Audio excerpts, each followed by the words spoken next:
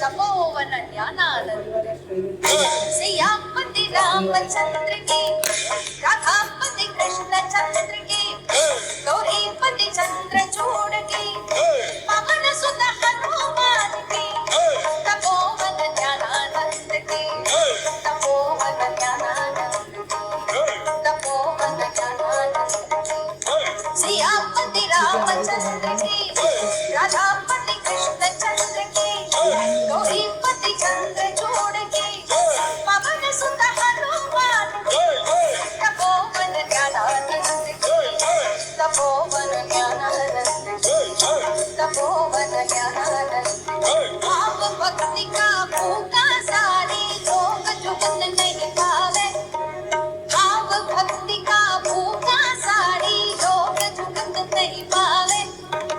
भक्त बोल गए राम दीवानी, निज पदवा को देवे, भक्त बोल गए राम दीवानी।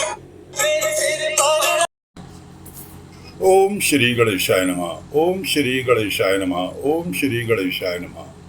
ओम नमो भगवते वासुदेवाय नमः। ओम नमो भगवते वासुदेवाय नमः। ओम नमो भगवते वासुदेवाय नमः। देवियों, सज्जनों, साथियों, दोस्तों, भक्तों, सभी को नमस्कार। कथा प्रारंभ करते हैं।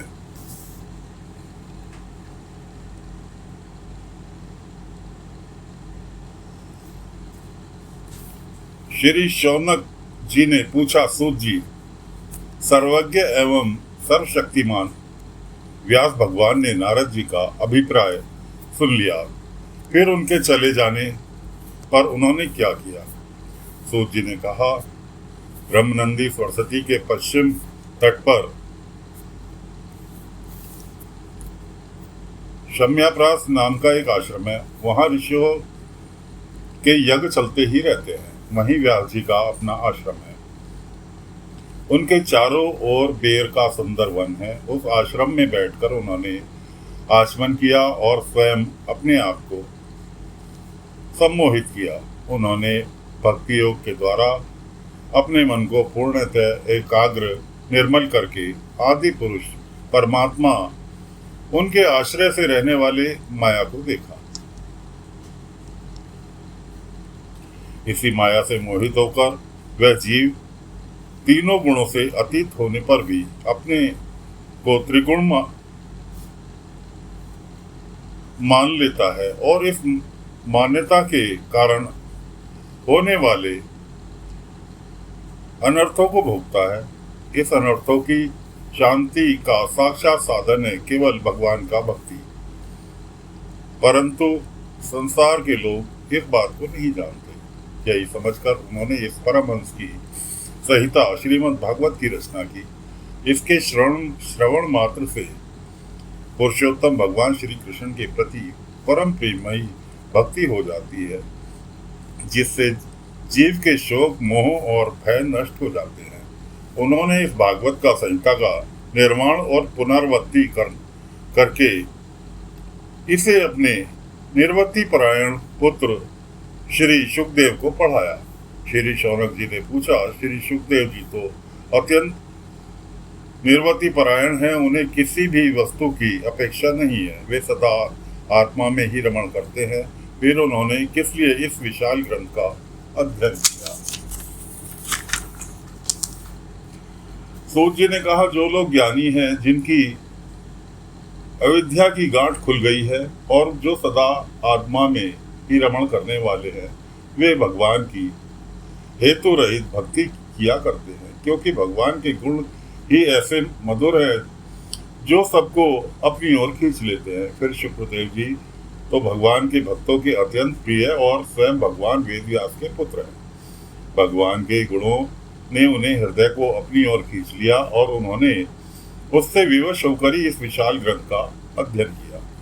शौनक जी, अब मैं राजश्री परीक्षित के जन्म, कर्म और मोक्ष का तथा पांडवों के स्वर्गारोहणी कथा कहता हूँ, क्योंकि इन्हीं से भगवान श्री कृष्ण का अनेकों कथाओं का उदय होता है। जिस समय महाभारत युद्ध में कौरव और पांडव दोनों पक्षों के बहुत से वीर गति को प्राप्त हो चुके थे और भीमसेन की गदा से प्रहार से दुर्योधन की जांघ टूट चुकी थी, तब अश्वत्थामा ने अपनी स्वामी दुर्योधन का प्रिय कार्य समझकर द्रौपदी के सोते हुए पुत्रों के सिर काटकर उन्हें भेंट किए। यह घटना दुर्योधन को भी अप्रिय लगी, क्योंकि ऐसे नीच कर्म की सभी निंदा करते हैं। उन बालकों की माता द्रौपदी अपने पुत्र का निधन सुनकर अत्यंत दुखी हो गई। उनकी आंखों से आंसू छलछल आए, वह रोने लगी। अर्जुन ने उसे संतावना देते हुए कहा, कल्याणी, मैं तुम्हारे आंसू तो तब पहुंचूंगा जब तुम आतताई ब्राह्मण धम का सिर गांडीव व धनुष के बाणों से काटकर तुम्हें भेंट करूंगा, और पुत्रों की अंत्येष्टि क्रिया के बाद तुम उस पर पैर रखकर स्नान करोगी। अर्जुन ने इस मीठी और विचित्र बातों से द्रौपदी को संतावना दी और अपने मित्र भगवान श्री कृष्ण की सलाह से उन्हें सारथी बनाकर कवच धारण कर और अपने भयानक गांडीव धनुष को लेकर वे रथ पर सवार हुए तथा गुरुपुत्र अश्वत्थामा के पीछे दौड़ पड़े। बच्चों की हत्या से अश्वत्थामा का भी मन उद्विग्न था। जब उसने दूर से ही देखा कि अर्जुन मेरी ओर झपटे हुए आ रहे हैं, तब वह अपने प्राणों की रक्षा के लिए पृथ्वी पर जहां तक भाग सकता था रुद्र से भयभीत सूर्य की भांति भागता रहा। जब उसने देखा कि मेरे रथ के घोड़े थक गए हैं और मैं बिल्कुल अकेला हूँ, तब उसने अपने आप को बचाने के लिए एकमात्र साधन ब्रह्मास्त्र ही समझा। यद्यपि उसे ब्रह्मास्त्र को लौटाने की विधि मालूम न थी, फिर भी प्राण संकट देखकर उसने आचमन किया और ध्यानस्थ होकर ब्रह्मास्त्र का संधान किया। उस अस्त्र से सब दिशाओं में एक बड़ा प्रचंड तेज फैल गया। अर्जुन ने देखा कि अब तो मेरे प्राणों पर ही आ बनी है, तब उन्होंने श्री कृष्ण से प्रार्थना की। अर्जुन ने कहा, हे श्री कृष्ण, तुम सच्चिदानंद स्वरूप परमात्मा हो, तुम्हारी शक्ति अनंत है, तुम ही भक्तों को अभय देने वाले हो। तो संसार की धधकती हुई आग में जल रहे हैं उन जीवों को उनसे उबारने वाले एकमात्र तुम ही हो। तुम प्रकृति से परे रहने वाले आदि पुरुष साक्षात परमेश्वर हो। अपनी चित्त शक्ति से बहिरंग एवं त्रिगुणमयी माया को दूर भगाकर अपने अद्वितीय स्वरूप में स्थित हो। वहीं तुम अपने प्रभाव से माया मोहित जीव के लिए धर्मादि कल्याण का विधान करते हो। तुम्हारा यह अवतार पृथ्वी भार हरण करने के लिए और तुम्हारे अनन्य प्रेमी भक्तजनों के निरंतर स्मरण ध्यान करने के लिए है। स्वयं प्रकाश स्वरूप श्री कृष्ण यह भयंकर तेज सब ओर से मेरी ओर आ रहा है। यह क्या है, कहाँ से आ रहा है, इसका मुझे बिल्कुल पता नहीं है। भगवान ने कहा, अर्जुन, यह अश्वत्थामा का चलाया हुआ ब्रह्मास्त्र है। यह समझ लो कि प्राण संकट उपस्थित होने से इसका प्रयोग तो कर दिया है, परंतु वह इस अस्त्र को लौटाना नहीं जानता।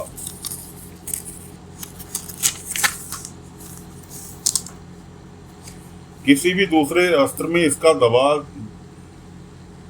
देने की शक्ति नहीं है। तुम शास्त्र विद्या को भली भांति जानते हो। ब्रह्मास्त्र के तेज से इस ब्रह्मास्त्र की प्रचंड आग को बुझा दो। सूत जी कहते हैं, अर्जुन विपक्षी वीरों को मारने में बड़े प्रवीण थे। भगवान की बात सुनकर उन्होंने आचमन किया और भगवान की परिक्रमा करके ब्रह्मास्त्र के निवारण के लिए ब्रह्मास्त्र का ही संधान किया। बाणों से विशिष्ट उन दोनों ब्रह्मास्त्रों के तेज प्रलयकालीन सूर्य एवं अग्नि के समान आपस में टकराकर सारे आकाश और दिशाओं में फैल गए और बढ़ने लगे। तीनों लोगों की जलाने वाली उन दोनों अस्त्रों की पड़ी हुई लपटों से प्रजा जलने लगी और उसे देखकर सबने वही समझा कि यह प्रलयकारी सामंतक अग्नि है। उस आग से प्रजा की लोगों का नाश होते देखकर भगवान की अनुमति से अर्जुन ने उन दोनों को ही लौटा लिया। अर्जुन की आंखें क्रोध से लाल हो रही थी। उन्होंने झपटकर उस क्रूर अश्वत्थामा को पकड़ लिया और जैसे ही कोई रस्सी पशु से बांध ले वैसे ही बांध लिया। अश्वत्थामा को बलपूर्वक बांधकर अर्जुन ने जब शिविर की ओर ले जाना चाहा, तब उसने कमल नयन भगवान श्री कृष्ण ने कुपित होकर कहा, अर्जुन, इस ब्राह्मण धम को छोड़ना ठीक नहीं है, इसको तो मार ही डालो। इसने रात में सोए हुए निरपराध बालक की हत्या की है।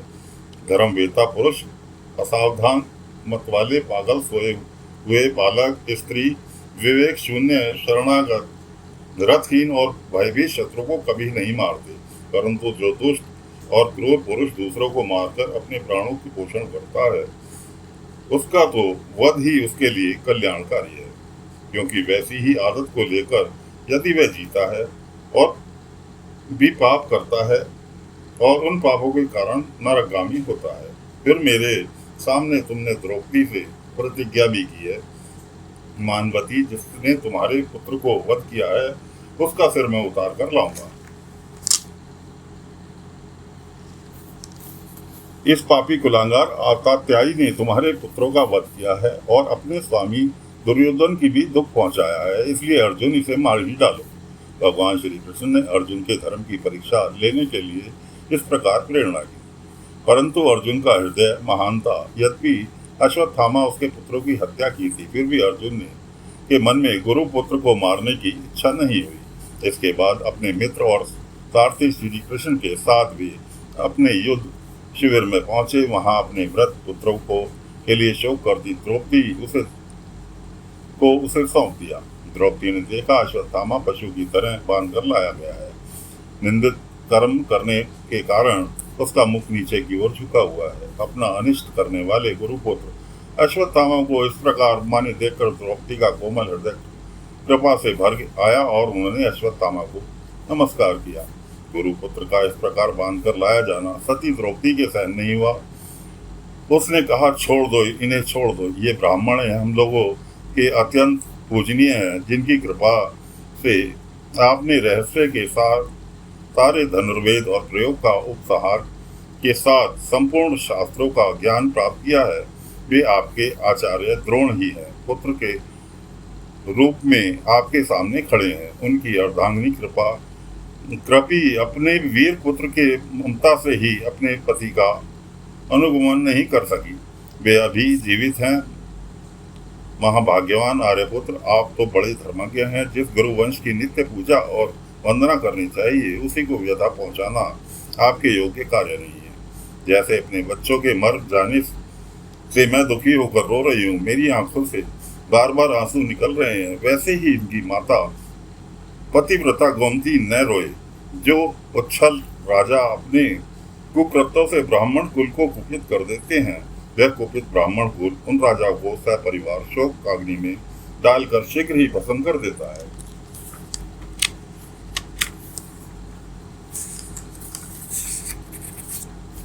सोचने का शौनक आदि ऋषियों, द्रौपदी को बात धर्म और न्याय के अनुकूल थी, उनमें कपट नहीं थी, करुणा और समता थी। अतएव राजा युधिष्ठिर ने रानी के इन हित भरे श्रेष्ठ वचनों का अभिनंदन किया। साथ ही नुकुल, सहदेव, सत्यकी और अर्जुन एवं भगवान श्री कृष्ण वहां पर उपस्थित सभी नर नारियों ने द्रौपदी की बात का समर्थन किया। उस समय क्रोधित होकर भीमसेन ने कहा, जिसने सोते हुए बच्चों को न अपने लिए और न अपने स्वामी के लिए बल्कि व्यर्थ ही मार डाला, उसका तो वध करना ही उत्तम है। भगवान श्री कृष्ण ने द्रौपदी और भीमसेन की बात सुनकर अर्जुन की ओर देखकर कुछ हंसते हुए कहा। भगवान श्री कृष्ण बोले, पवित्र ब्राह्मण का भी वध नहीं करना चाहिए और अतिथियों को मार ही डालना चाहिए, आतताइयों को मार ही डालना चाहिए। शास्त्रों में मैंने ही ये दोनों बातें कही हैं, इसलिए मेरी दोनों आज्ञाओं का पालन करो। तुमने द्रौपदी को संतावना देते समय जो प्रतिज्ञा की थी, उसे भी सत्य करो। साथ ही भीमसेन, द्रौपदी और मुझे जो प्रिय है वह भी करो। सूत जी कहते हैं, अर्जुन भगवान की हृदय की बात सुन तुरंत ताड़ गए और उन्होंने अपनी तलवार से अश्वत्थामा के सिर की मणि उसके बालों के साथ उतार दी। बालकों की हत्या करने से वह श्रीहीन तो पहले ही हो गया था, अब मणि और ब्रह्म तेज से भी रहित हो गया। इसके बाद उन्होंने रस्सी का बंधन खोलकर उसे शिविर से निकाल दिया।